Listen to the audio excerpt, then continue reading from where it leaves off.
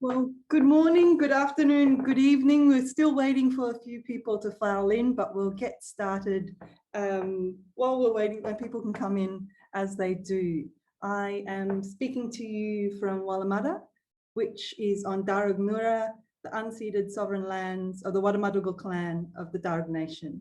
Pay my respects to elders past and present for sustaining land, waters, country since the beginning of time. And my name is Dr. Michelle Lim. I'm at the Centre of Environmental Law at Macquarie University. I'm really excited about this session because I know there are people on this panel who share with me the tendency to yell at screens, whether that be computer screens, on Zoom, or to TV screens. And I've been doing a lot of yelling lately because of the limitations of a lot of current governments that fail to anticipate, whether that be bushfires, the impacts of climate change, or even in terms of the pandemic, where we can see Omicron exploding around the world, and our governments can still 2-3 weeks later say things such as, oh, we never saw this coming. And I was struck yesterday in Apita Kodiveri's presentation where she talked about lawyers potentially as healers, and no pressure to any of our presenters, but I have the sense that you're going to be healers for me in terms of being the scholars that have that anticipatory capacity, the capacity to look at tools beyond law. We're seeing presentations from modeling as well as scenarios, but also the governance structures we need, perhaps in the form of cities, but also in terms of thinking about what types of laws we need for biodiversity on our changed planet. So I'm very excited to chair this panel today, which is titled Desirable Futures in Anthropocene. Each speaker will have 15 minutes. And as I was explaining to them earlier, as some of our speakers have done the use of technology to anticipate issues of time, I too have this very high-tech device that will assist our speakers in anticipating how much time they have left. And beyond that, sit back, relax, and enjoy this session. Question and answers will be at the end, but please do feel free to put your questions in the Q&A box as we go along. And I am delighted to introduce our very first speaker today, Zen Makuk, and who is presenting a joint paper with Beath and Sloan, and it's titled Designing Regulatory Scenarios to Promote Carbon Reductions for Large Point Source Polluters. And before I hand over to Zen, I want to tell you a little bit about Zen's background, which is really interesting, not because of his work, not only in academia, but in the way he has brought this thinking into practice. He's recognized by top institutions in Europe and North America as a leading international researcher in the specialist fields of domestic, European, and international economic and environmental regulatory linkages. So these connections across scales. So he's litigated, drafted, and implemented and supported the enforcement of these regulations on behalf of government and ministerial offices. He's based at Imperial College London and has worked on these really interesting projects, including the project legal team, research leader in law and regulation, multi-country experience in drafting sectoral legislation, the co-creator of new regulatory investment and retail food supply chain framework. And this has attracted $1 billion in investment in fresh produce markets, and also co-created the world's first climate change insurance for food supply chains. And this has 20,000 clients, most of whom are from women-led firms. So such an interesting background that links so many sectors, but also actors. Zen, take it away. Okay, everybody. Michelle, I'm blushing like crazy right now when I hear about some of the things that I've done. And I could never have done that without the collaboration of some brilliant people at Imperial College. So that's how it goes. It's always about team effort. So what I'd like to do very quickly is just to get to my shared screen. While I'm doing that, I'll explain that I was really torn today because I just got off the phone call with some people representing our Prime Minister, Boris Johnson, and I had to choose between picking up a very healthy retainer for some of the criminal activities that he's been involved in. He's got 10 separate counts of being a party animal, and apparently that's a criminal activity during these COVID times. So it's been a tough call for me. Do I spend my time with you, or do I get back on the phone with the Prime Minister? And I've chosen you.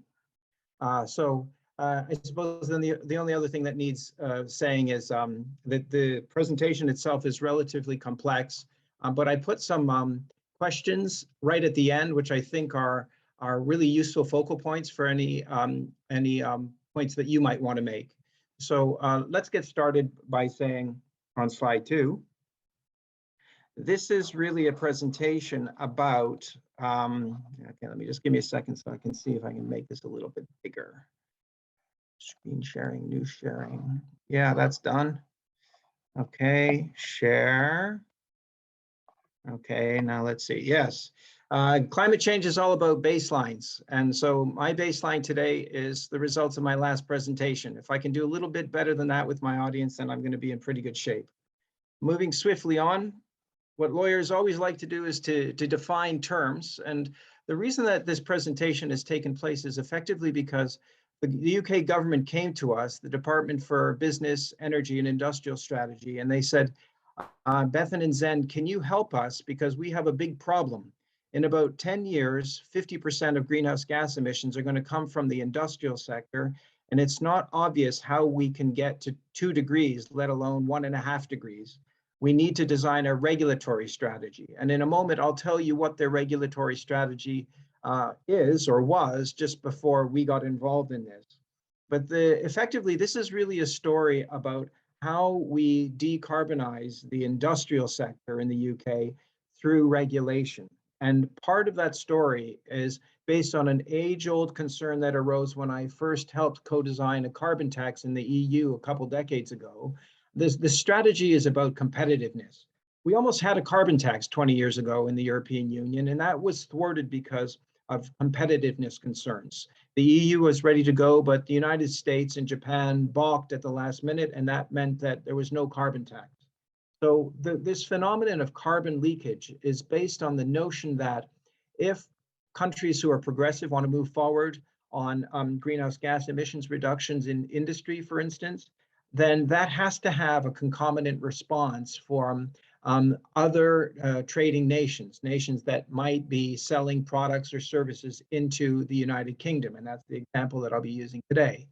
And if you have carbon leakage, then that means that domestic regulation of greenhouse gas emissions reductions puts businesses in the UK at a competitive disadvantage because, for example, cement producers that are foreign can import into the UK at much lower cost. And you'll see the costs of doing this are quite significant. So we had to be pretty clever about how we did the regulatory design. So this is what carbon leakage is, and I hope that the slide is explained that in the right sort of way. In order to deal with this problem of carbon leakage or a loss of competitiveness through progressive regulation, one of the design features of our regulatory package that the UK is going to adopt is a carbon border adjustment mechanism, which says that industries that want to export goods into the United Kingdom have to have complementary greenhouse gas emissions reduction cost internalization. And carbon border adjustment mechanisms can come in the form of taxes, levies, or emissions trading schemes. And we want to see those in place as a condition of having a level playing field. So that's what the carbon leakage phenomenon is about. If we do a quick quantitative assessment of how trade in these strategic sectors like cement, iron and steel, aluminium, fertilizers, pulp and paper and the like, then what we see from this slide is that the compliance costs of greenhouse gas emissions reductions can represent as much as 40 to 50% of revenues after tax to industry. So these are highly consequential costs. And in the context of cement, which I'm using as a case study for distilling the regulatory strategy, you can see that it's approaching 50%. So the costs of complying with greenhouse gas emissions reductions, even in current relatively unprogressive regulatory scenarios, are around 45, 50%. And interestingly, for cement, there is an emerging competition coming from other countries, predominantly the Middle East. And so more and more cement is going to be imported into the UK to satisfy demand for development. The strategy that was presented to us before we got involved by the UK government, and I apologize if the slide's a little bit unclear, was essentially one where you start to have a primary sector decarbonization incentive. So that means some rudimentary carbon pricing. And then by 2050, you'd have some kind of carbon leakage mitigation in order to equalize anti-competitive impact. This is all that they had. And this was a starting point. So it was relatively easy for us to design the strategies which are a little bit better than this. And let's remember that because the United Kingdom seceded from the EU, that has meant that we have a kind of Wild West now when it comes to environmental regulation, and that the strategy really is to deregulate. And so trying to figure out a way to make this work so that industry could still buy into decarbonization was a very difficult challenge for us. But we think that we've cracked it. And so here are the main concepts, okay? There are 3 identified, but there's actually a 4th one. So here, what we see in the UK is an ETS scheme, emissions trading scheme that exists now. The problem with the emissions trading scheme as it exists now is that it was always baselined against EU-wide industry figures. And so it now has to be completely rejigged to deal with UK-only industrial producers. But ETS is part of the solution. Another one is the Carbon Border Adjustment Mechanism, the CBAM, which I talked about earlier. That needs to be in place to reduce competitive impacts of decarbonizing the industrial sector in the UK. And in addition to that, we've suggested a carbon price support mechanism, which deals with the rising energy costs that are being visited upon all industries. This carbon price support mechanism represents approximately 18 pounds per ton of CO2. And we think that that tax effectively on electricity generation should have revenues passed to industry at the rate of 18 pounds per ton of carbon dioxide. Why are we being so friendly to industry? Because if we pick cement as the case study, the level of R&D that's going to be required to get us down to 2 degrees is enormous. And because the cement industry in particular, and certain other industries in the UK, are going to have to adopt negative emissions technologies on site, which means effectively carbon capture and storage. But there will have to be a very large push in order to finance the infrastructure for that and deployment. Foolishly, the United Kingdom failed to secure a €1 billion investment in carbon capture and storage just before it left the EU. And that was going to be granted free by the European Union in order to support carbon capture and storage capacity for industry in the UK. And so that means that we have to find other mechanisms in order to implement that infrastructure and to install CCS on site. Non-trivial costs, around 40 pounds per ton of CO2 for carbon capture and storage now at industrial facilities. So the one challenge that we faced with this as well is, what about developing country exporters to the UK? Because we know there will be rising exports to the UK from developing countries. And there are 2 conditions in place. Under the Climate Change Convention, there has to be equitable and fair treatment of developing countries. And the same thing applies to unilateral tariff-free access under the WTO system. And the proposal that we put forward to the government effectively was not to regulate developed countries extraterritorially, not to make them subject to a carbon border adjustment mechanism until at least 2030, where you will have a much closer convergence of the carbon economy and carbon pricing schemes that draw developing countries into the carbon pricing fray internationally.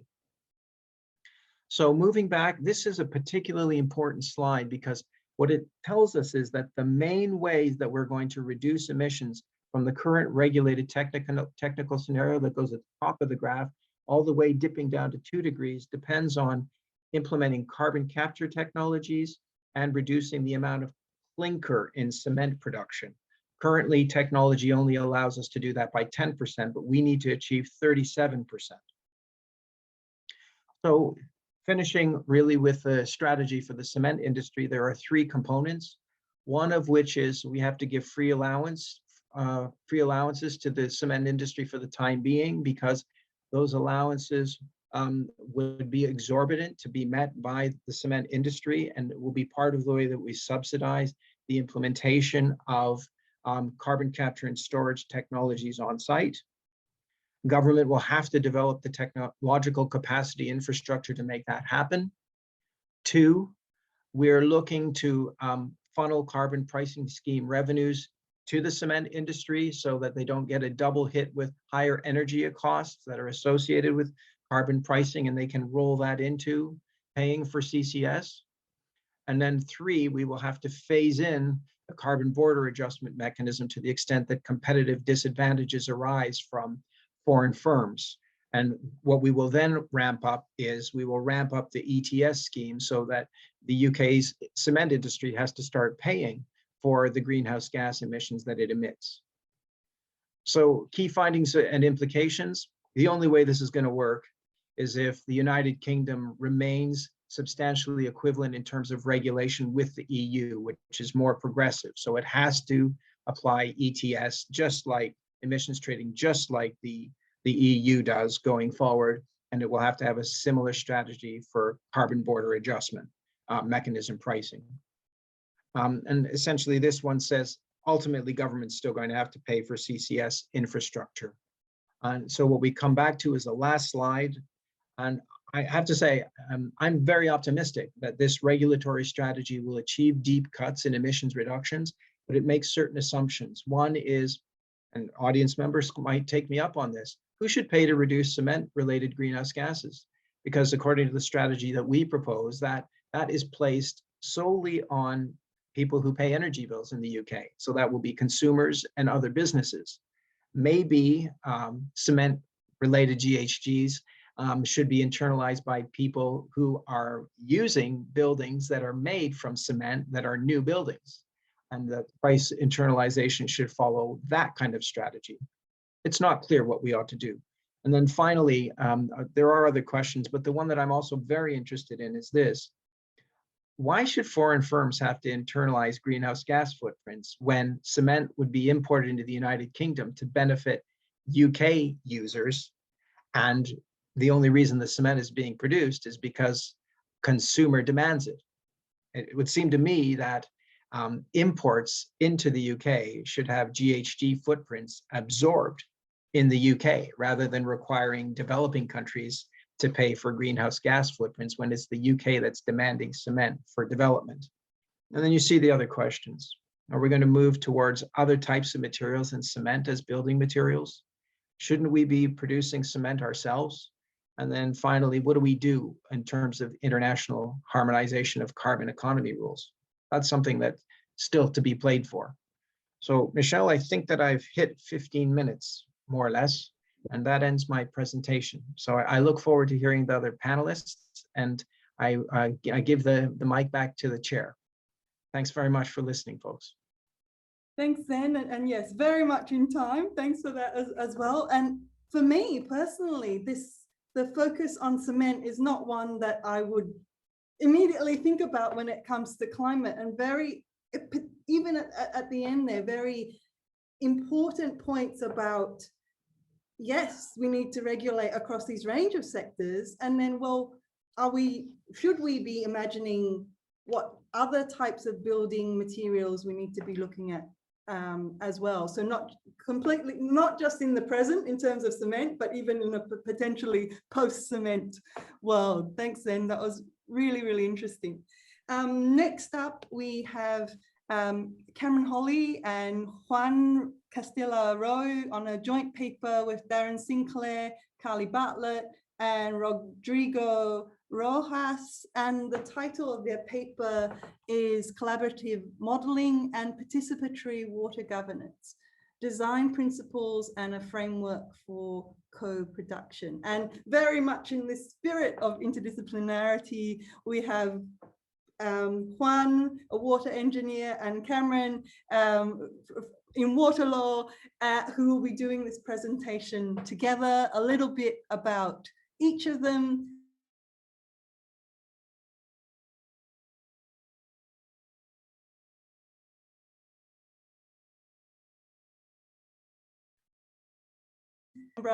And also very much bringing in the social components. So working in water resource management, stakeholder engagement, as well as computational social science, and combines expertise in hydroinformatics, water resources, behavioral and decision sciences, and using open source software to create tools and processes to understand the interactions, understand not just hydrology, but the interactions between water and society.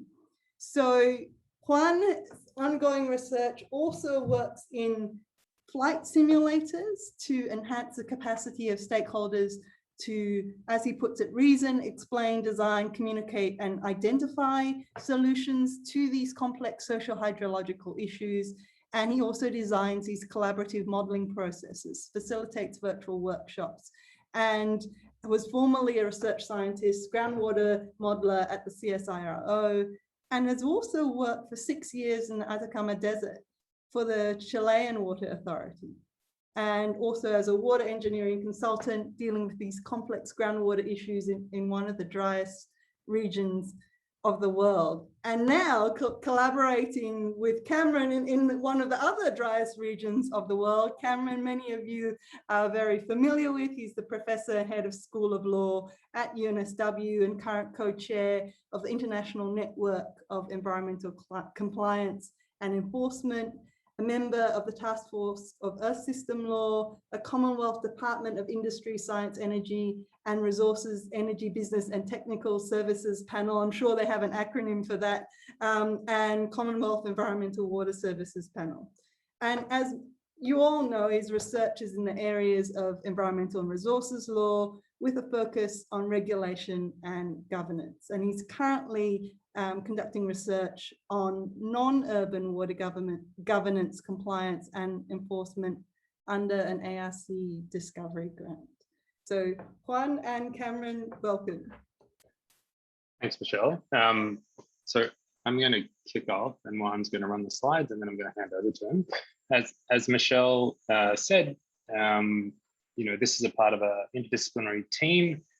We've been working together for a couple of years now, but this is really the first outing of our work, particularly to a group of expert lawyers. So certainly welcome your feedback. Please be prepared for what's going to be quite a sweeping and generalized series of statements from Juan and I. That's part of a reflection of where we're at in terms of developing this particular paper. And also because this is kind of one aspect of a broader program of work. And Juan, if you want to go to the next slide, that would be great. So I thought it'd be just useful to position our work, and no doubt, as a number of people have been talking about over the last couple of days, our kind of starting assumption is that traditional legal scholarship and traditional legal practice is unlikely to really be fit or brought into line with the regulatory challenges that we're currently facing in terms of Earth system trends. And certainly many will be familiar with ideas around the level of uncertainty in social ecological systems, the level of dynamism that is occurring, and the interconnected nature of those two systems, and the fact that law often has struggled to line up well with those types of issues in practice. And equally in the scholarship side of things, traditional kind of doctrinal, and even to the extent that legal scholars have gone down the empirical line, there's still a lot of work to be done to bring in science, politics, diverse behavioral understandings, technology change, economics, as well as general challenges around implementation, with resources and transaction costs and the like. And so our response to that, which one we'll put on the next slide, is kind of can be seen to fit within a range of ideas that many of you will be familiar with. So adaptive management, which seeks to respond to uncertainty, ecological law, earth law, legal geography, and other things that people will have been speaking about over the last couple of days. But the main themes that we grab onto and take, I guess, from this kind of trajectory in where legal thinking and sometimes practice has been going is that responses to the challenges that the Anthropocene is posing really need to be interdisciplinary and sometimes intradisciplinary as well. And they need to engage a wider range of actors and actants. Our intervention in that space on the next slide is to bring agent-based modelling into the study and the practice of law. If you don't know what agent-based modelling is, Juan's really going to give you a nice crash course in that, but he does like to refer to it as kind of a flight simulator, where essentially you're creating, you can think of like a computer game where you have various agents with different decision-making capacities, different incentives, and engage in different interactions between them. You might think of those as the regulated community under particular laws, for example, but could also include government agents and officers and decision makers. And those agents operate within a range of frameworks that the modeler can define. These can be social, these can be environmental, so you're getting feedback between environmental conditions and how agents behave. They can be legal as well as policy frameworks as well. Now, Benthel and Strandberg did a bit of a review in 2021 on the use of agent-based modelling in legal scholarship and found, I think, 5 articles that had actually applied it directly. But there was a much broader range of articles pointing out for the need for greater modelling and the benefits that can come from agent-based modelling in legal scholarship, particularly given how much it's been used in other disciplines like economics and public health. And so part of our, I guess, unique approach here is to try and bring modelling into these discussions. And certainly, I know the US CPA and policing and tax have been experimenting with the use of models in this space as well. Next slide, one. So our particular space for intervention is in the water space. If you're not familiar with water, it's certainly an Anthropocene challenge.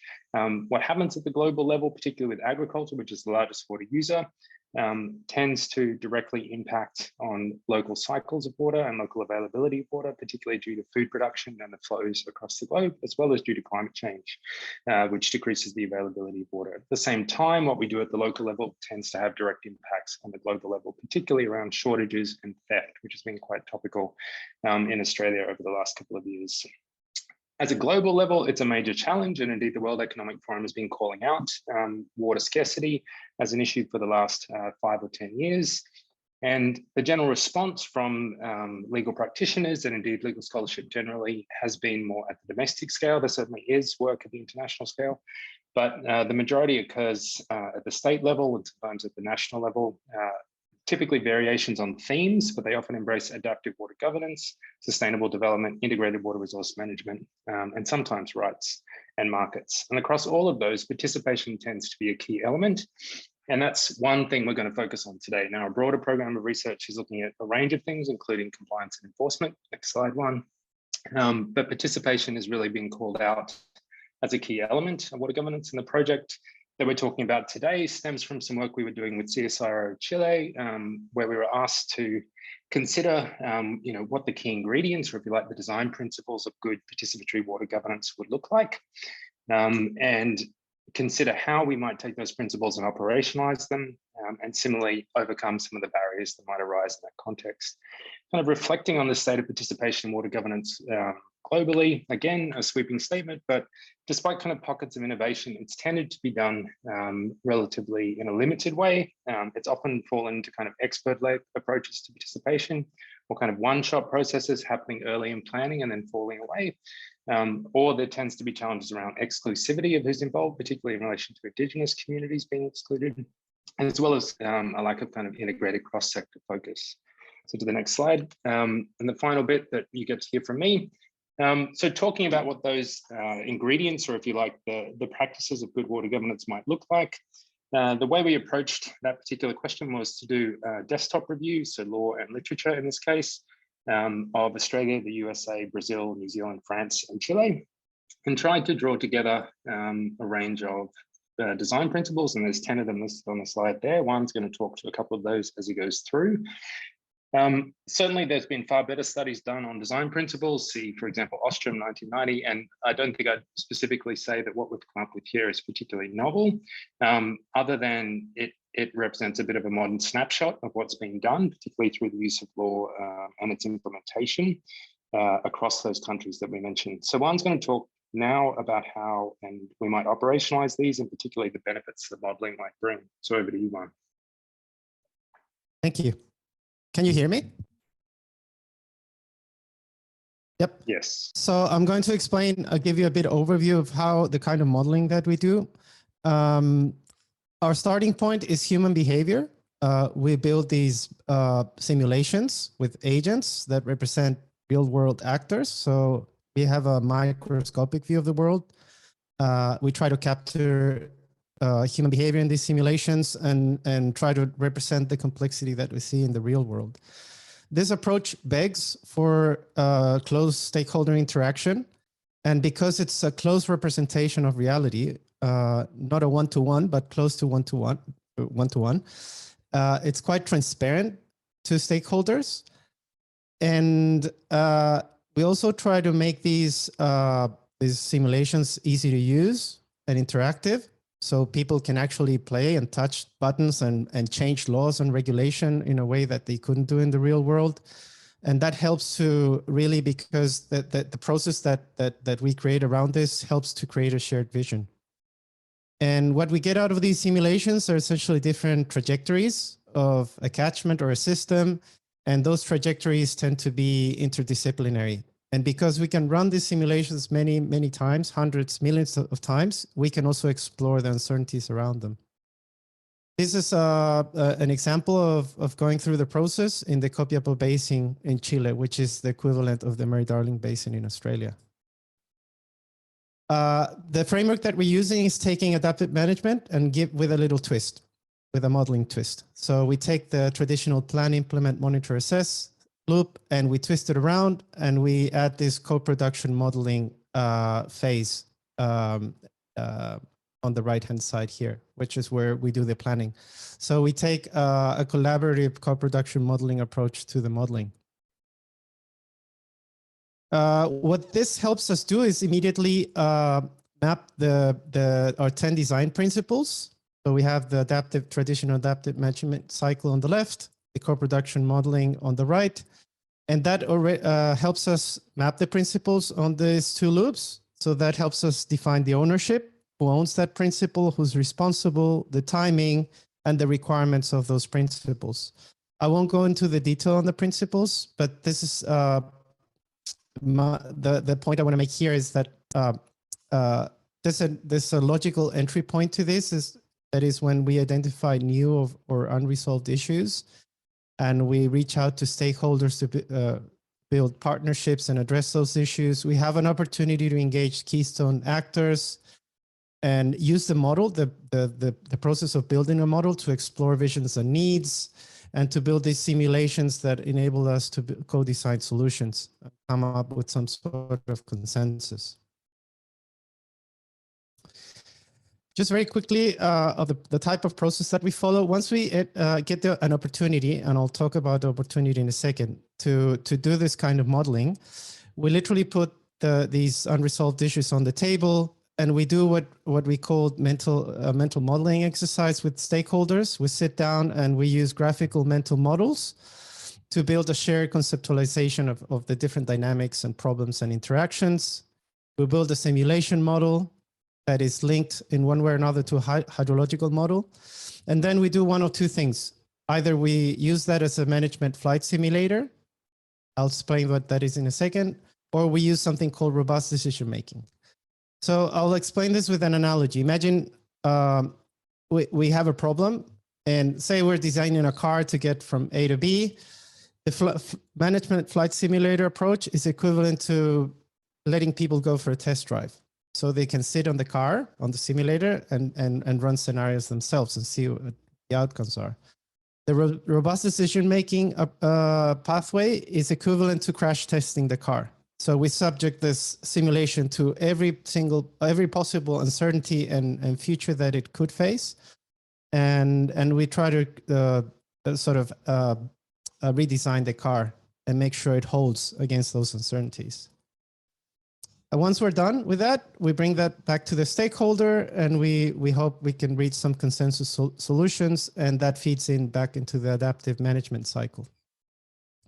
Now, for this to happen, there's a few requirements. First, starting conditions, which I don't think is a barrier. Usually you find all these issues in a system: trust problems, institutional framework problems, lack of shared vision. I think from our experience, these things call into this kind of modeling approaches. So I see it as an opportunity. Within those starting conditions, you need a window of opportunity. We've applied this type of modeling in cases where the window was very small or narrow, like in the Copiapó Basin. In another case study in Chile, the window of opportunity was really wide. So I don't think that's a barrier either. What is a barrier is finding leadership and finding a champion in either in a government agency or somebody that can secure funding, ongoing funding for a process like this. And the biggest challenge in my eyes is building the momentum and longevity. You don't just want to go around one cycle in this loop. You want to keep going round and round on an ongoing basis. Briefly, places where we've applied this approach, as I said, in the Copiapó and Repel bases in Chile, the focus here was on water management and water governance. And in the Salar de Atacama Basin, where this global implications, and this is the place where almost half of the lithium is extracted. So there's an issue there about decarbonizing the economy, and this lithium exists in brines. So there's an issue there about depleting groundwater resources in this area. In terms, I'm just mentioning the funding because just to give you an idea, the kind of funding that would be the funding agencies that would be interesting in something like this. This was the Office of Water and Department of Primary Industries in Chile. We've been applying this approach in New South Wales with the Natural Resources Access Regulator. We're building simulators to allow them to better understand and innovate in terms of enforcement and compliance with water regulations. These are projects what we're applying for the moment. So coordination of water flows in the Mekong Basin, funded by the Australian Water Partnership. And we're also applying for some funding to build simulations that can help design regulation for geothermal energy extracted from shallow aquifers. So that's I think I've stayed in time. Yep. Happy to take any questions. I know that's a brief overview, but we didn't want to confuse you with all the technical details of the modeling. Thanks so much, Juan and Cameron. And yes, absolutely on time. What really struck me about this presentation was how you're very much dealing with the interconnected biophysical issues of, a range of planetary boundaries, from nitrogen to water to climate change, et cetera, but then also not losing sight of the very human nature of this exercise. And that was something that often can get lost in this big picture. And already I'm seeing the links with what Zen's talking about in terms of the way you're acting across scales, from the very individual local human, but then thinking about, well, how does this connect across the planet, and what sort of, in that final slide as well, what sort of comparisons we can see across jurisdictions. So thank you very much. And it also links very nicely to what Bronwyn will be talking about in terms of, well, how do we think innovatively about how we structure human communities? And Bronwyn's topic is titled, and you can see it on the screen, Beyond Sustainability, Regulating Regenerative Economies. And as many of us know, Bronwyn's been at the UNSW Law School as a professor in law since 2012, but previously she's worked at the University of Bristol as a professor of social legal studies, and 6 years before that at the University of Oxford. And her research has had this, for a long time, focused on what we really need across our legal systems. How do we transform regulation and how do we do that? The themes that's coming up in both Zen and Juan and Cameron's presentations, how do we transform across national, comparative, and transnational contexts? And a lot of Bronwyn's work has also brought into this examination of collective commitments to democracy, conviviality, and ecological sustainability. And she's recently focused on new and diverse economies, especially solidarity economies, commons-based economies, and regenerative economies.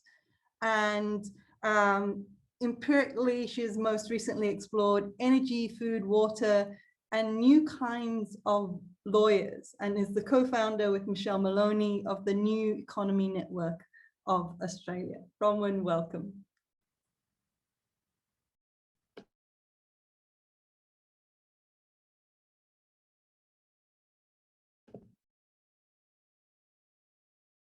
I think you're on mute, Bronwyn. Does that help? Can you hear me now? Yes, yes. Oh, I could. Is that? Yes, that's good. I think you're probably coming through on your phone. Yeah, yeah. Well, so I can try. see Sorry, you I'm on everyone. the computer. I'm I hear you on the phone, I think. combining. Oh no, it's all good now. It's all good now. I'm combining two screens, which is, oh dear, that was what I feared. As long as you can you hear me on the phone? Yes, yes, yes. Right. Yes. So I'm going to try and combine these two screens and hope that the tech works. I'm getting these urgent messages to unmute myself. So I've kept the slides very simple. If I drop out, please don't worry. It should be fine.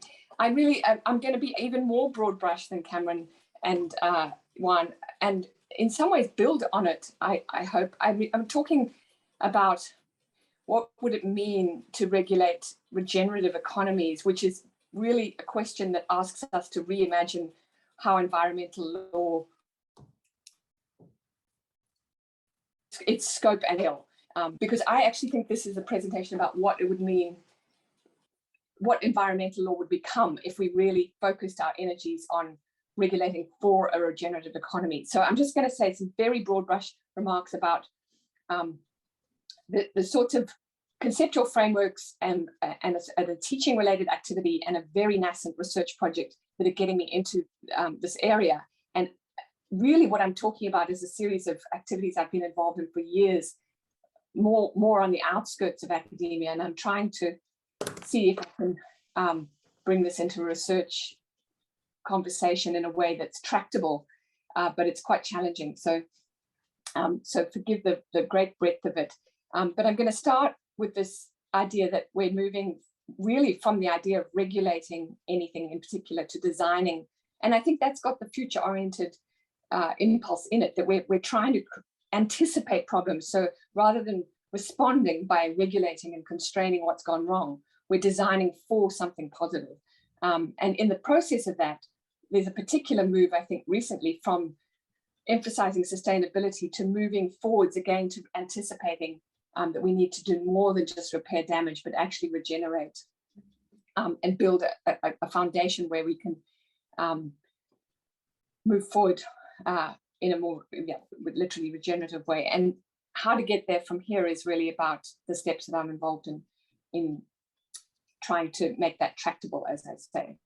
So just for this first point about moving from regulation to design, the main point I'm trying to end up here is that I have become interested in sort of conversations that use donut economics as a design framework for approaching economies, economic policy in a way that opens up to really interesting questions about law.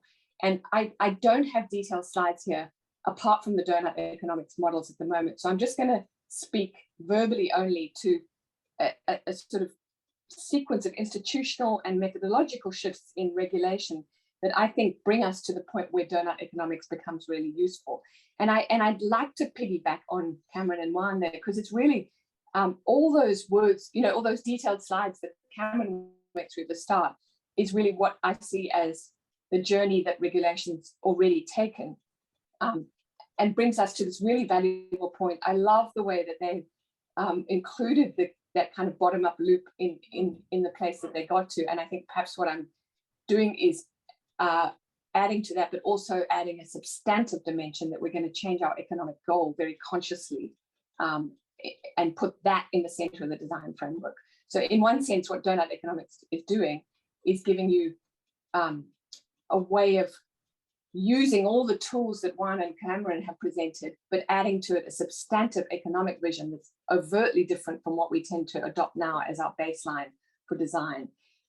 So this institutional and methodological shift, as I say, I don't want to speak too long to it, but you know, began with decentering regulation, you know, decades back, and talking about the importance of non-state actors. And then, as you know, we've become increasingly embedded in transnational contexts and the use of big data, so that I think what Juan and Cameron's presentation does is shows us how we're not, you know, the idea of a single state actor regulating that activity is increasingly just not even empirically close to what's going on. It's much more this orchestration and this facilitation of multiple actors across scales and settings. And to do that, people, as Juan and Cameron have done, are using much more systems approaches, much more than a linear way of thinking about things, and extending the ideas of risk analysis towards adaptive governance, and as they said, to use the agent-centered modeling, where you can actually sort of say, well, what if we did this and what if we did that, and think forward.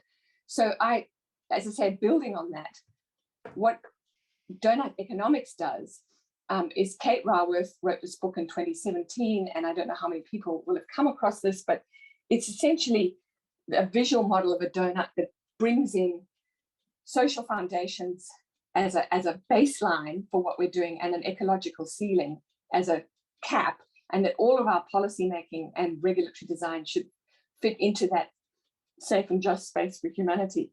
Now, these are— Sorry, Bronwyn, your donut's not coming up on the screen. Oh, it's not?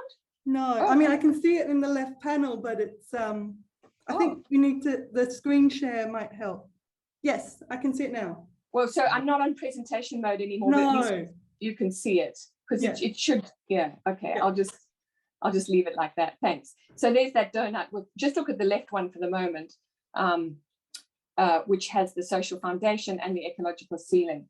And those, both the foundation and the ceiling, are actually science-based. So although it's just a sort of a broad brush metaphor to capture people's imagination, if you look at the right-hand image, you can see all those, the ecological ceiling is actually the 9 planetary boundaries, and very much based on Rockstrom's planetary boundaries model from the Stockholm Foundation. And the social foundations draw from the Sustainable Development Goals.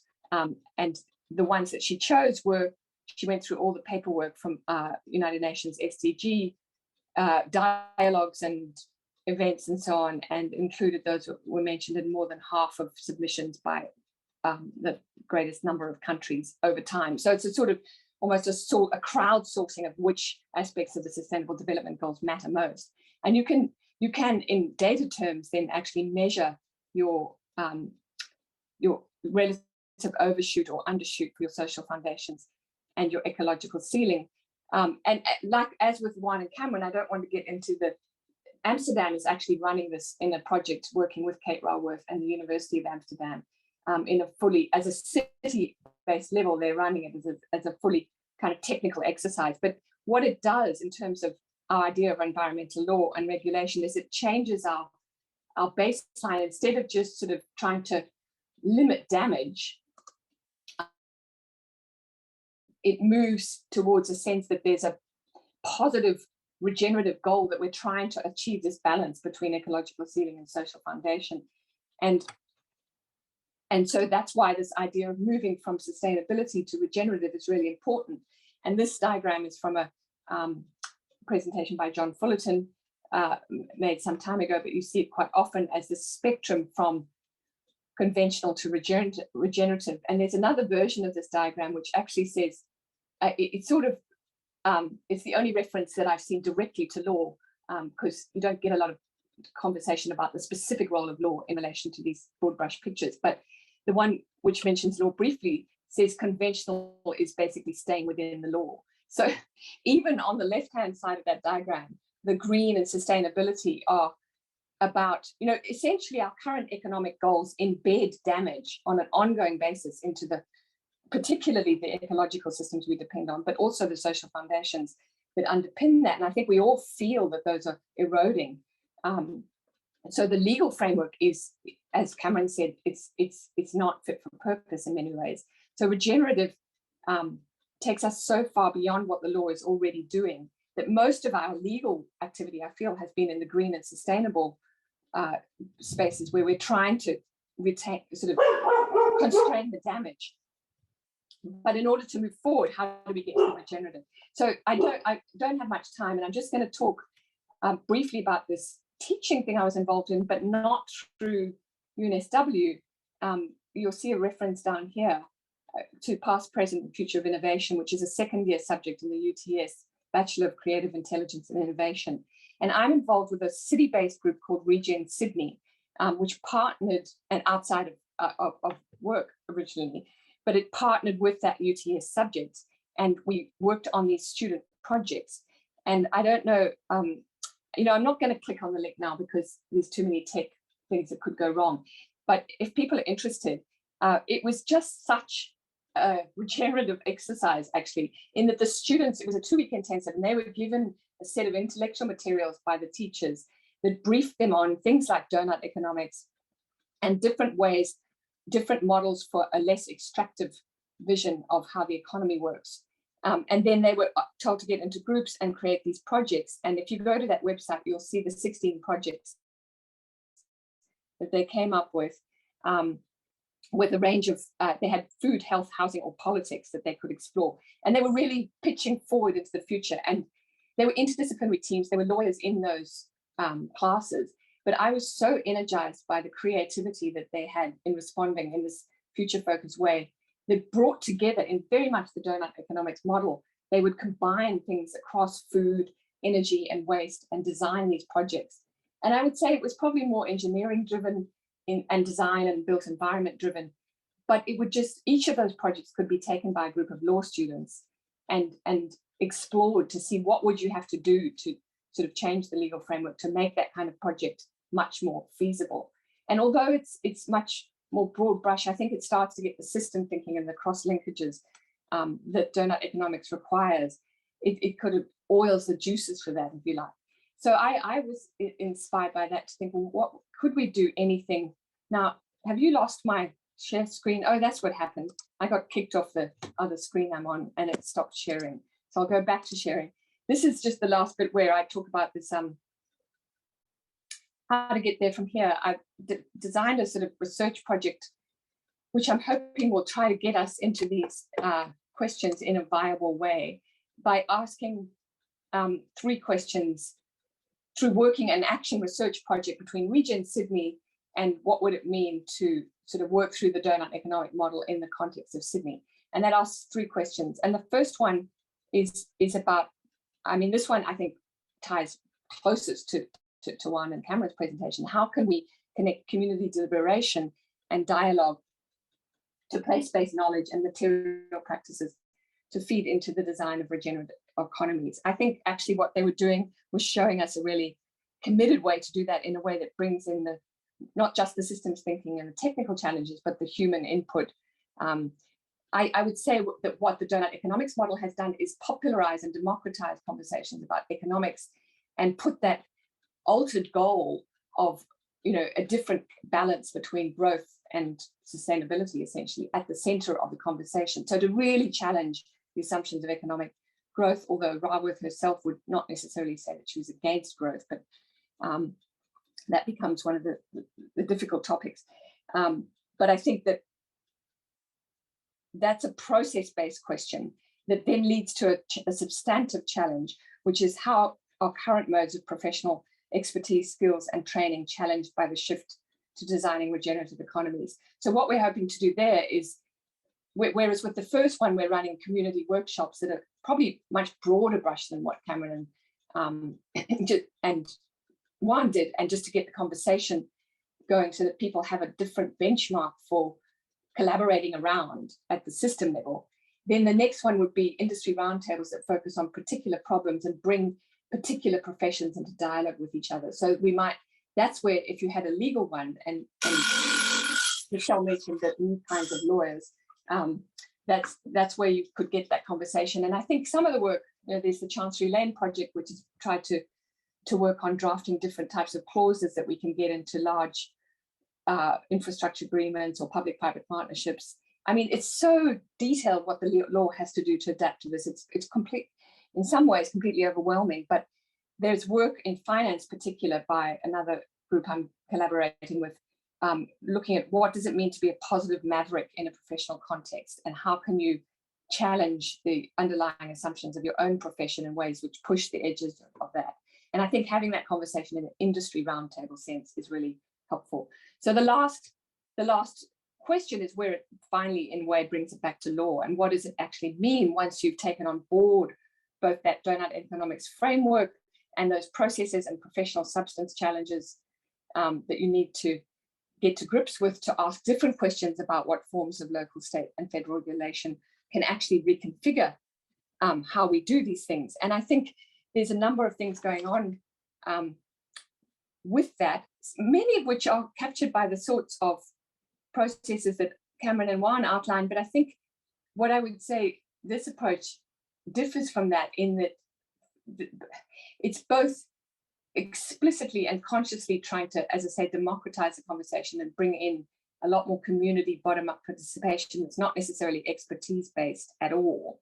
And it's also in the service of reimagining those fundamentals of the economic system, so that regulation in the environmental space, instead of kind of tempering the externalities that we produce day to day with our system, it's an economic question, but asked in a way that it's simultaneously an environmental question, instead of being an environmental question that's come after the fact of a damaging economic model. That's my most basic way of summing it up, and I'll leave it there. Thanks very much.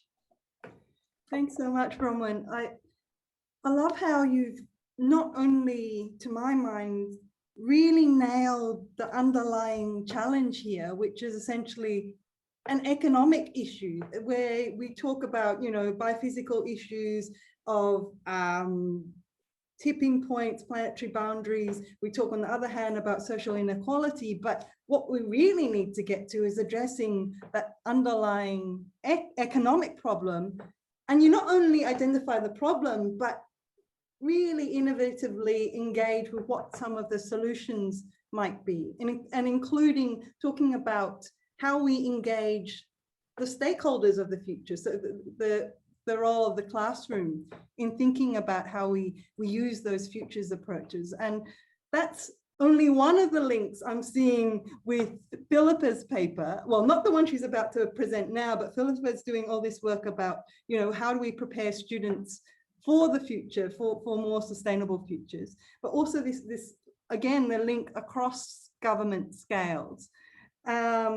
And the topic that Philippa is going to be talking about is titled Biodiversity and Bushfires in the Anthropocene, and what can our laws do to facilitate climate adaptation when everything feels like it's falling apart. And I'm just really proud to introduce to you my wonderful friend, Philippa McCormack, who's probably not only one of the smartest, but the funniest and nicest people I know. And she's, everyone was asked to provide bios, and she's provided this really short bio, which I'll highlight parts of, but doesn't really get to the extent of her work. So Philippa talks about how she's linked to the University of Adelaide and also the University of Tasmania, and her research in environmental law and public governance, which is a really helpful link to the discussions we're having today, and also this focus on climate change adaptation. But I also know Philippa's extensive work in the biodiversity space, and her recent work focusing on the legal aspects of bushfire preparation and recovery, invasive species management, ecological restoration, and government accountability mechanisms for promoting that intergenerational justice that Bronwyn's been talking about already too. But what Philippa left out is her wonderfully extensive publication record, not only in the highest ranked environmental law journals, Transnational Environmental Law, UNSW Law Journal, but she's published in this range of interdisciplinary places with impact factors that make lawyers just have their minds blown, including in Nature and in Science. So Philippa, yes, what can we do when everything feels like it's falling apart? Michelle, I feel like at this point, I just need to walk away. That was just an incredibly generous introduction. I feel completely unjustified. And also I have to probably temper the title that I started with. It's possible that I wrote that on a day when I was just catastrophizing in my mind about the future. And I have been placed into a group to talk about desirable futures. So I've shifted a little bit, you know, how I'm going to frame what I'll talk to you about. Yeah, my expertise is in climate adaptation and biodiversity conservation, and increasingly I'm looking at this concept of fire because it is more and more important as an expression of climate change in relation to biodiversity. But as I am coming to realise, including from my lovely friend Michelle, as humans deeply embedded in environments, fire is something that affects us all. And so I have to start by acknowledging the fact that I am employed by the Adelaide Law School, that wonderful institution surrounded by sandstone, full of wonderful people, and it's located on Kaurna country, and I acknowledge and honour their elders past and present. But in fact, I live and work on Muanina country in Lutruwita, which we now know as Tasmania, Australia's most southern state, and, you know, no bias here, definitely the most beautiful. But I honour the elders and the knowledge holders and the fire experts of the people who have loved and belonged to this land for millennia, because they made and shaped and were shaped in turn by the fire that they applied to country, and learned through generations how to love and care for country with fire in a way that feels jarring, I think, to me and to many people working in the fire space, because we catastrophize and our experience of fire is so often horrendous and terrifying. And so keeping in mind the group that I've been put into and this idea of desirable futures and what we might look forward to, and having learned from the profound conversation on the in the opening plenary for this colloquium, and particularly the presentation by Dr. Lupin about what responsibility really means. I want to sort of, the key sort of message from this paper is that if responsibility can be backward looking, like people being held responsible, which is probably the concept of responsibility most associated with law, and that turns up in the context of bushfire law, through sort of devolution of responsibility from governments to individual landholders and communities, we demand, we enforceably require, we require through enforceable provisions in law that individual landholders reduce fire hazards on their land, for example, and perceived or actual liability can flow from ignition.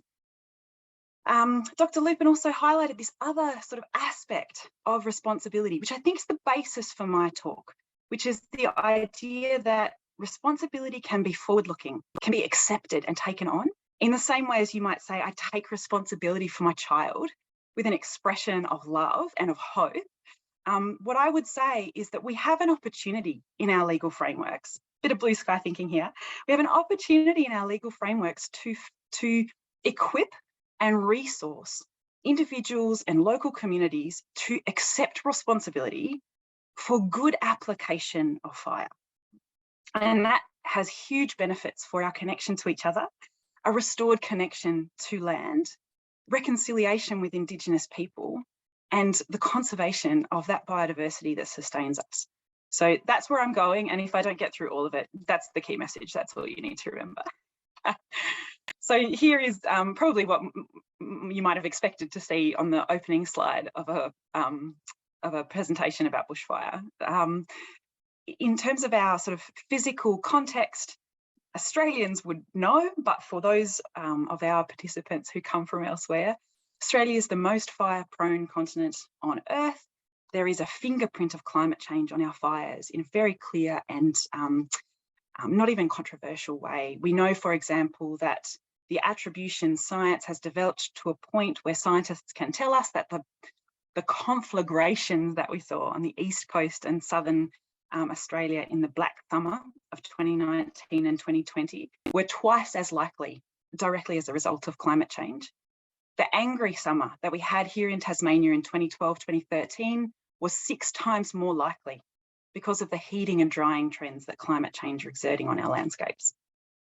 When we talk about fire, we so often just list numbers, and I kind of regret the fact that I've done that in this, but to put it in context, we had 33 direct deaths, 417 smoke-related deaths of humans, but there's an estimate of more than 1 billion animals killed, 3 billion displaced, and more than 23% of Southeast Australian temperate forests, that biodiversity hotspot of the eastern forests of Australia, burned, including some 57% or so of the Gondwanan forests where fire is not usually found. And these changing fire regimes represent a major and growing threat across Australia in those areas that are fire prone, where fires are increasing in size and scale and frequency, but also in areas that haven't traditionally burned. We had a fire burn across a lake in Tasmania, across the stags of the flooded lake. We have fires in wetlands at rates that dry out the roots and kill whole communities. And we have fires burning in wet gullies and rocky outcrops where the fuel load and the moisture content should technically protect them. So it's a huge threat to biodiversity and to humans, which leads me to sort of step back a little bit and introduce this idea of the pyrocene. Now, there's like, I don't know, so many, maybe 40 or 50 different somethingocenes that have been introduced into the literature to compete with the Anthropocene concept. I find this a really useful one in the context of my research. It was coined by Professor Stephen Pine, appropriately named. And he uses this idea to kind of highlight the fire age as the pendulum opposite of ice ages. And he talks about far too much feral fire on climate afterburners, but also too little good fire. Not enough fire in our landscape overall, but the combustion of lithic biomass, so fire as a whole, including the burning of coal and petroleum, that biomass that has been sequestered in the geologic record, has led us to this place where fire is the defining feature of our age. He says that we need to rethink our view of fire, accept its presence, and we can have fires of choice or fires of chance. But the fires are coming. I think that that's a useful kind of global point for my talk. Now, I don't want to linger on the law. I had hoped to be able to present on a paper that I led with a pyrogeographer, a climate scientist, an emergency management barrister, and an adaptation scholar, which is just such a cool group of people. But it's still in review, and it talks about the anatomy of bushfire law in Australia, sort of sets out those components of our law that are about bushfire. Because I would argue that we need to know the body before we can diagnose it and propose medicine or treatment. It's a really important starting point, but I can't talk to you a lot about that because it's not published yet. But just to highlight, we've had more than 100 reviews in the last decade alone that relate to bushfire. So well more than that if we incorporate the environmental law reviews as well. But what we see are these big gaps. So in our environmental law reviews, they hardly acknowledge they do acknowledge climate change, but they hardly reference fire at all. And even in the most recent review by Graham Samuels of the EPBC Act, fire is, I think there are, it's like 25 or 30 references or something to fire, and almost all of them are climate is changing with impact on biodiversity like fire. Do you know, like it's a reference in passing. We have all these major bushfire reviews almost all of them completely ignore or sidestep climate change. Of the 101 reviews of bushfire around Australia in the last 10 years, there are 8 that talk, or 10 maybe, actually, numbers are escaping me, that mention climate change at all, which is crazy, but politically makes a lot of sense actually in Australia. Interestingly though, in terms of biodiversity, they typically address biodiversity laws as an impediment to hazard reduction. Vegetation is fuel, not habitat. And that's a really important gap in the way that we think about that body of law which governs bushfire. I'm happy to talk about the perversity of percentage area burn targets and the tenure blind prescribed fire in questions if people are interested. But my key interest here is what kinds of law and policy reform and approaches might help to empower and resource responsible communities with this forward-looking sense of responsibility to use fire well, which took me to this idea of good fire. And this podcast, I just can't recommend enough. It's led by Amy Cardinal-Christensen, who's an Indigenous woman from Canada, working with the British Columbia Fire Agency. And she says, we've got to shift our philosophy. Everyone's invited. Our landscapes are crying out for good fire. But she is so disappointed to kind of reflect on this idea of prescribed burning pioneers coming into the discussions about fire saying we found this new thing. And she says, to me, that's just Indigenous knowledge that's been taken by colonial society and kind of reframed according to their own liking and, you know, put back on the landscape. But at the same time, it's missing some things because it's only burning for one reason, and that's to reduce fuel risk. And so if we're going to look to the future, a good future, we need to burn for a whole host of reasons, and we need to do it together. Now, importantly, good fire is not just cultural burning. It's broader than that. And it's not just for conservation. It's bigger than that. It's about applying and excluding fire from particular places in purposeful ways. It's about taking responsibility for the effects of fire and for the effects of fire being excluded, including on biodiversity. That's an important one, because when our law says, you know, there's a possibility of liability for lighting a fire that gets away from you and damages property, and all of our laws all around the states of Australia say that. The perverse outcome for a long time has been, I'm not lighting a fire because I could wear the liability, the risk of it getting away. But what good fire encourages us to think is, if I don't light a fire, what are the declines and the problems that occur as a result of the absence of good fire in that space? It invites us to listen to what landscapes need, and absolutely crucially, what that means is good monitoring, resourced properly over long time periods, to watch how biodiversity fails to adapt and fails to change and cope with mega fires, to watch and learn from how communities use fire well and poorly, the mistakes that are made and the successes that we have. There's this concept in the good fire literature about clean landscapes, about healthy, breathing, clean landscapes that have diverse biomosaics. And what that invites us to think, and this is a big challenge for the law, is that landscapes are alive, they're dynamic, and we have to understand not just their anatomy, like all of the parts, the species, the habitats, the ecological communities, but their physiology, how fire and rain and heat and different non-human species and humans and development and transport work in together to affect the way fire moves across our landscapes and damages things that we love.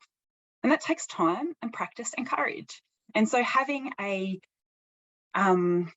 major review after each fire totally makes sense, and there's things we can learn, but looking for liability to the heads will roll approach is really problematic in a context of needing to learn about the physiology of fire and landscapes. And we know as well that some fire treatments are going to be generalizable. We know some things are going to work all the way across southeastern Australia, for example. And we know that a lot of savanna burning in the north of Australia, very different in its landscape and even its legal instruments to the south of Australia. some aspects of savanna burning are generalisable. But when Indigenous people, through ranger programs and other funding mechanisms, are empowered to care for country, they burn in ways that are different to each other, because they burn for a whole host of different reasons with an understanding of what the landscape needs. And our laws have some catching up to do.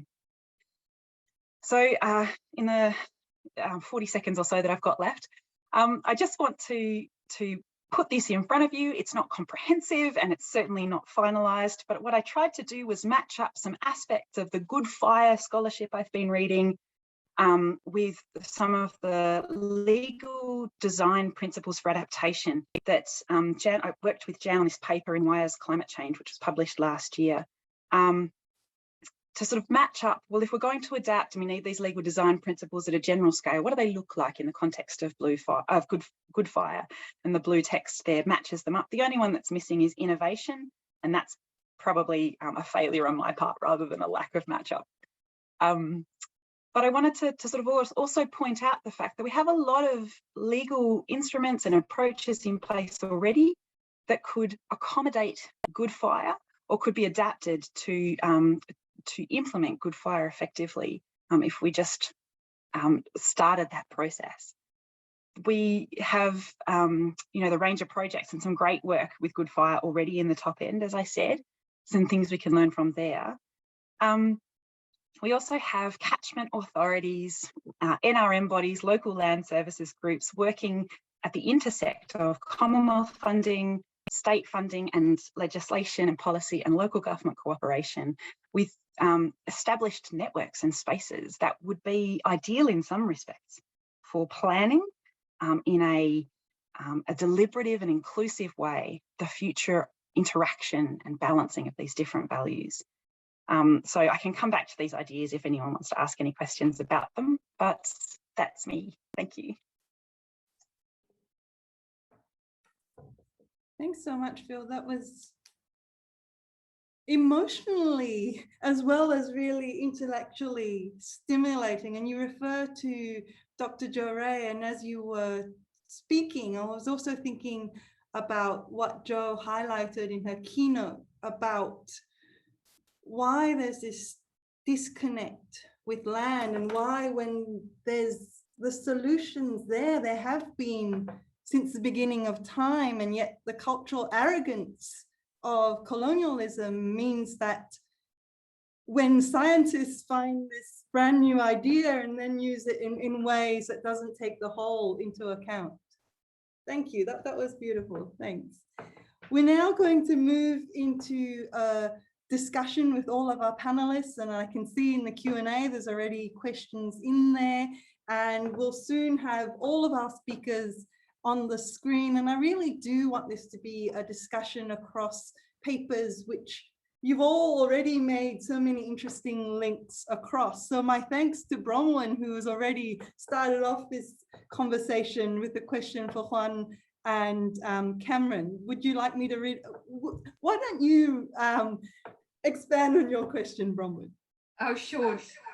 Oh gosh, that's not good. Hold on.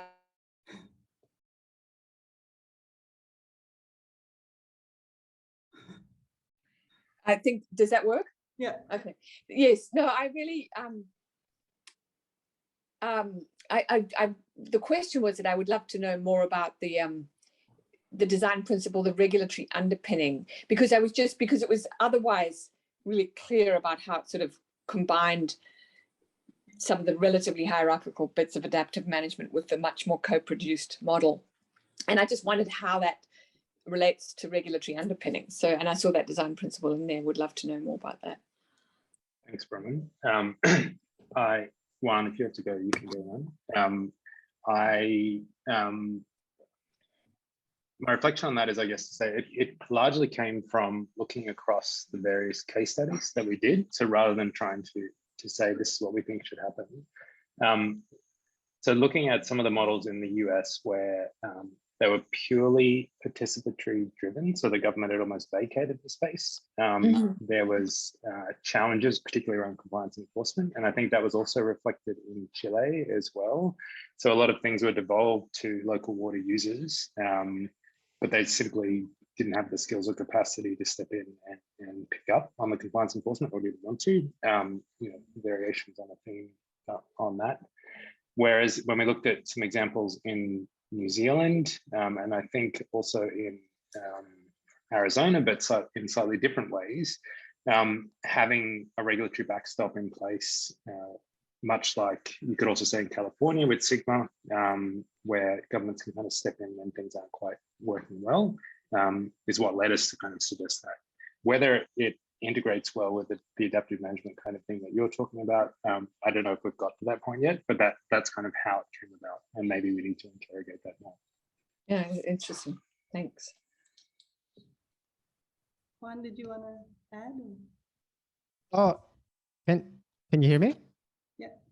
Yeah. No, so that principle is incorporated as a refinement step, more of a, in the, you have in the adaptive, you have implementation and monitoring, and the way we see it is like a corrective loop. So if something is not working as expected, or a problem arises in the monitoring step, then you can loop back. So you need a regulatory underpinning to react quickly, rather than wait until you do the co-production modeling and you have new actions fitting in.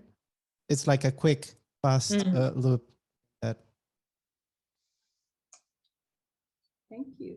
And I can see in the Q&A, and please do add to the Q&A. I can see in the Q&A a range of questions for Zen, who's already answered a lot of them. And I wonder if you'd like to perhaps respond live to some of the issues. I can see issues of the question of free rider, working across borders. And for me, what was really interesting is how the UK in some ways needs to navigate all these mechanisms across borders in a way that maybe they anticipated, but it seems like they could have anticipated more. So perhaps you'd like to broadly speak to the range of points that you've so kindly already answered in the panel.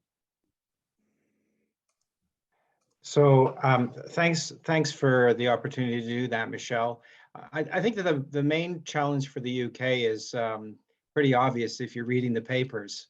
Our governance right at the top level has been wholly inadequate to take account of social and environmental justice issues, because that's just not what a right-wing government is thinking about these days. And then I would say, though, that the nature of the questions was along the lines of how you can design regulatory mechanisms at borders in order to take account of the need to have carbon pricing strategies. Because although it's a neoliberal answer, if you don't have carbon pricing strategies, then it's very hard to motivate the private sector to get involved. If you're clever, though, you can conduct regulatory design so that any revenue streams that occur in respect of border tax adjustment or border adjustment to make sure that there's a level competitive playing field, it allows you simply to make sure that the revenue collected is funneled back to the source country from which exports come, so that the revenues can be directed towards improving greenhouse gas emissions reductions.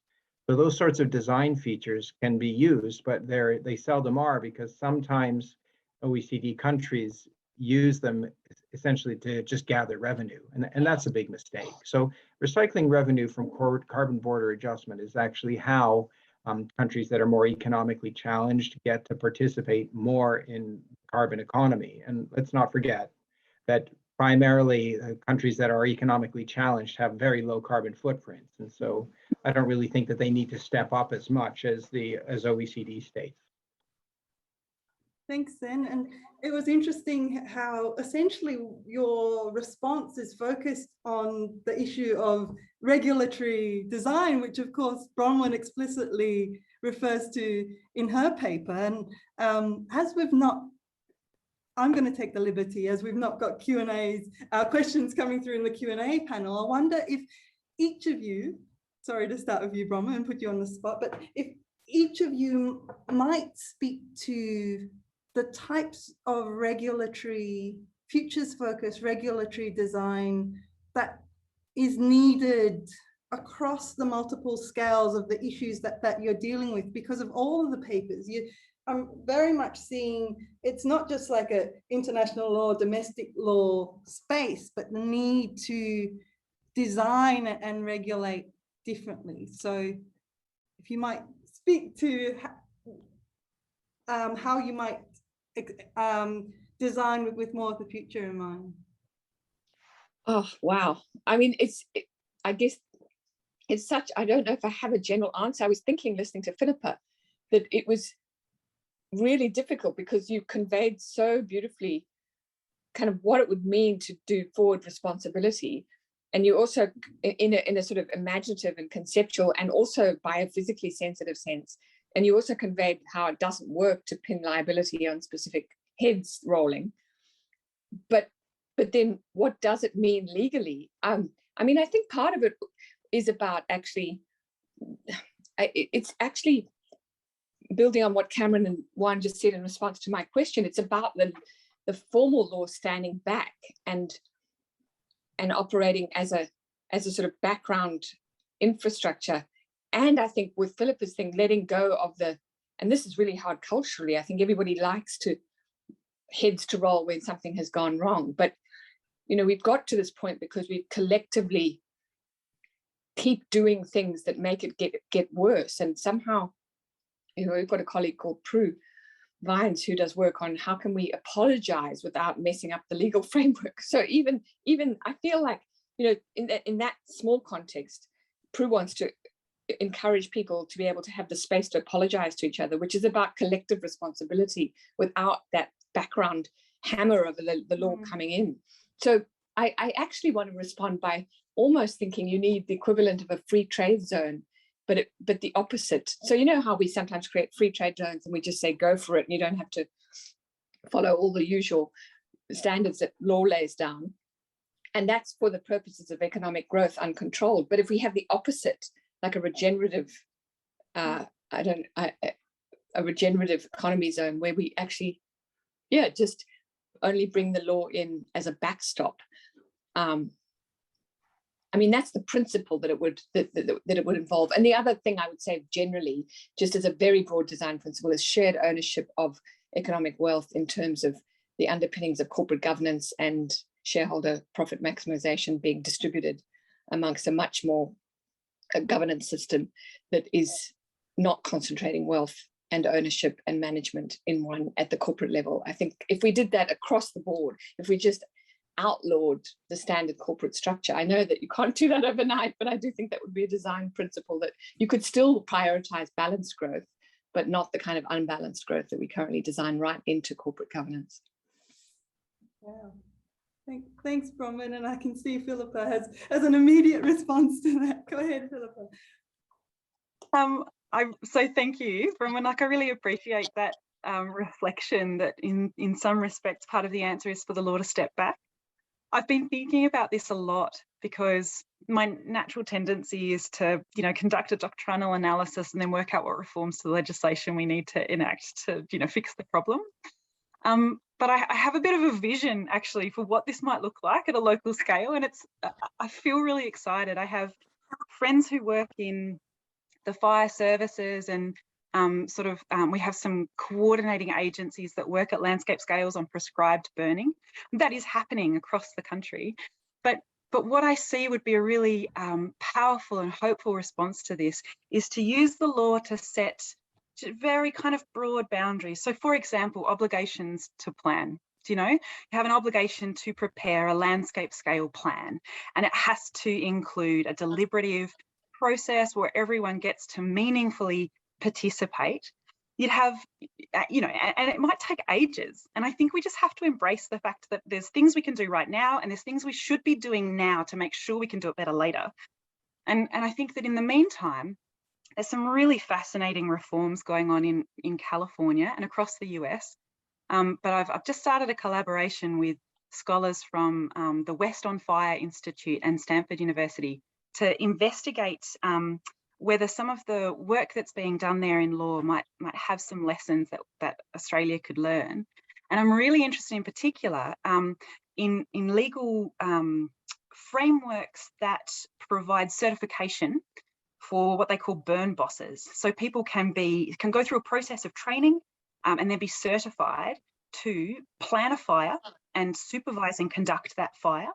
And if they are fully certified, have done the training and it's up to date, and they conduct the burn in good faith, then liability, they're sort of sheltered from liability for an escaped burn. And alongside that, they set up this big kind of, no fault insurance scheme, essentially, which is a pot of money that, if a burn escapes and a house is burnt down, then, you can access a smaller amount of money that you might, if it was all free reign in the courts, but a reasonable amount of money to sort of cover the loss. And we see the same sort of thing happening with the wolf reintroductions, in the north of America, when there's problematic things being introduced into a landscape with people who disagree.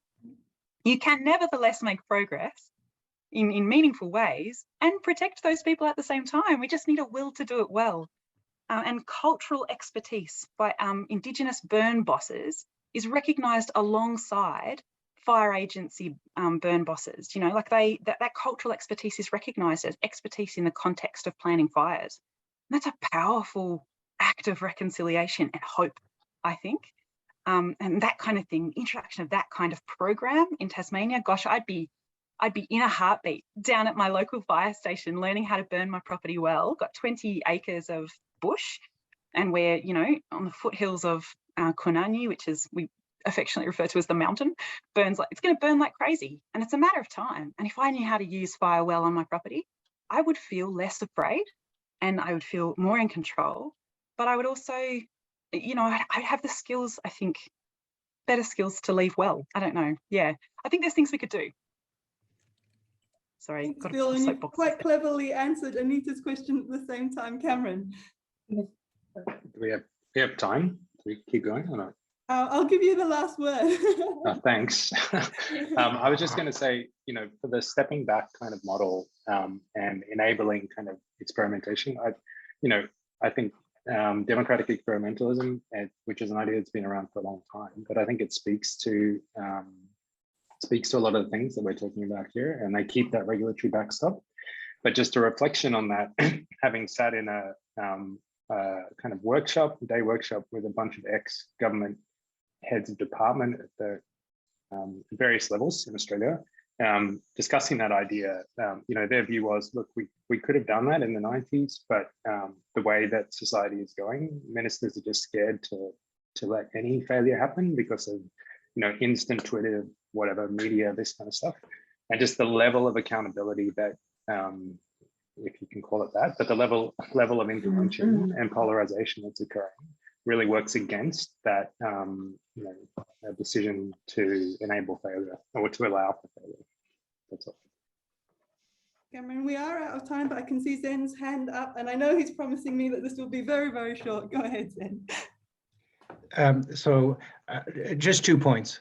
I think the audience members really need to be aware that from working with people in the highest echelons of governance and companies, the biggest threat to environmental well-being and social justice is the predominance of the elites. And so our legislative systems now are only serving the top 1% or less than that, and they're the ones that are the most dangerous. So we have to have radical decentralization of rulemaking, and that needs to empower people who are at the grassroots. And all the stories have been told by my co-panelists today.